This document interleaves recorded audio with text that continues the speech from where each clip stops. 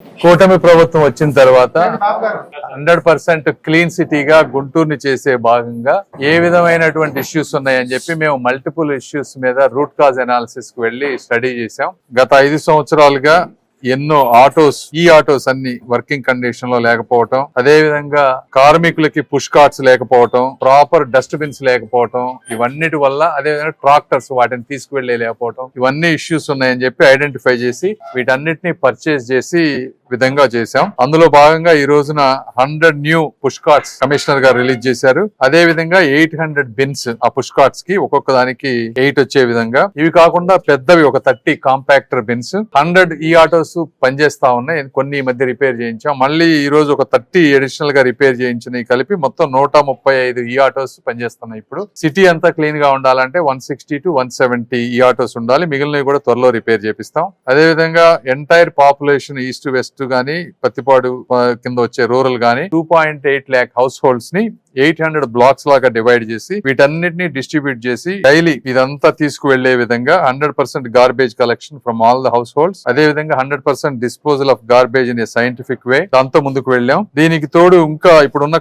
Tractors కాకుండా ఇంకొక 19 tractors కావాలి. అవి టెండర్స్ వేస్తే ఎవరు రాలేదు. దానికి మళ్ళీ రీటెండరింగ్ చేస్తా ఉన్నారు. ఇవి కాకుండా కార్మికుల సంక్షేమం గురించి వాళ్ళ ఈపీఎఫ్లు గానీ, అదే విధంగా వాళ్ళకి ఆధార్ సీడింగ్ ప్రాపర్ గా చేయటం గానీ, మూడోది వాళ్ళకి బ్యాంకు లోన్స్ వచ్చే విధంగా, అంటే వాళ్ళ సంక్షేమం కూడా ఉండే విధంగా అవి కూడా లాస్ట్ 1-2 months లో వర్క్ చేసి ఒక డ్రైవ్ లాగా చేసి అవి కూడా అన్ని క్లియర్ చేశాం. వాళ్ళు కూడా కార్మికులు కూడా చాలా ఆనందంగా ఉన్నారు. ఇవి కాకుండా గుంటూరు ప్రాంతంలో ఉన్నటువంటి పాట్ హోల్స్ మొత్తం 2300 పాట్ హోల్స్ ఉంటే ఇప్పటి వరకు 1600 పాట్ హోల్స్ ని కంప్లీట్ చేశారు. ఇంకొక 15 నుంచి 20 రోజుల్లో మిగిలిన దాదాపుగా 700 పాట్ హోల్స్ కూడా కంప్లీట్ చేస్తానంటున్నారు. మనం అన్ని నియోజకవర్గాల కంటే కొద్దిగా ముందుగా యాక్ట్ స్టార్ట్ చేయడం వల్ల majority of the potholes అన్ని కూడా క్లోజ్ అవుతా ఉన్నాయి. కాబట్టి ఈ కార్యక్రమాన్ని వాళ్ళ భుజాల మీద వేసుకొని పనిచేసిన కమిషనర్ గారికి, జాయింట్ కమిషనర్ గారికి, అదే విధంగా మున్సిపల్ ఉద్యోగులందరికీ, అధికారులకి, వారితో వర్క్ చేసి వీటన్నిటిని ముందుకు నడిపిస్తున్నటువంటి మా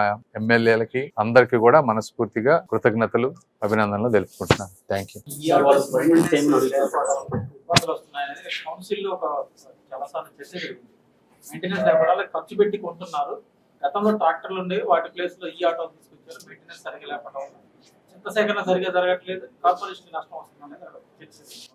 కరెక్టే. ఇది గత 5 సంవత్సరాల పరిస్థితి. గత 5 సంవత్సరాల్లో ఈ ఆటోస్ అన్ని మూలన పడిపోయినాయి. ట్రాక్టర్లు ఏమో ఎనఫ్ లేవు. అందువల్ల ఎక్కడ పడితే అక్కడ మీరు రోడ్ల పక్కన పోతామంటే అంత చెత్త ఉంది. ఇప్పుడు ఒక 30 కిలోమీటర్స్ వరకే ఒక ఛార్జింగ్ వస్తుంది వాటిలో. ఇప్పుడు వాళ్ళు ఇందాక మాట్లాడినప్పుడు బ్యాటరీస్ అన్ని కొత్త వేశారు. ఈ ఆటోస్ అన్ని 130 రోజులు ఉన్నాయి కాబట్టి వీటిని operational and maintenance chief engineer గా ఇంజనీర్లు ఉన్నారు, వాళ్ళు చూసుకుంటారు.